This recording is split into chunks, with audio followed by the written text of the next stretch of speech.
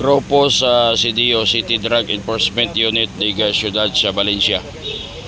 Ni kasaog bypass operation dres may purok uno. Purok uno barangay Lumbo, siyudad sa Valencia. Ag CDO nga gipangunahan ni Police Lieutenant Christopher Ibanez sa kamanduan ni Police Lieutenant Colonel Brian Panganiban nga giabagan sa Cadsot City Anti-Drug Special Unit Team sa pagpanguna ni Police Captain Milia, retired mga igsoon og mga kaubanan sa kamanduan ni City Mayor Ami Galario nga moapag ngadto sa atong kapulisan o CDO para sa kining maong operasyon. Suspect si Carlo Absuelo, 35 anyos, aga panigon, taga Kimtras, Quezon, Bukidnon, Barangay Butong, Quezon.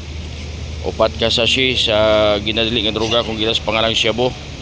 Aga nakuha duha ka 1/4 sack sa terminus mga poser sa Shabu, usa ka cellphone, usa ka 500 pesos bill nga bypass money, usa ka motor nga kini ang sniper. Usa ka motor sniper ang na-recover mga igsoon ko sa mga kapulisan nining gikasaga bypass operation.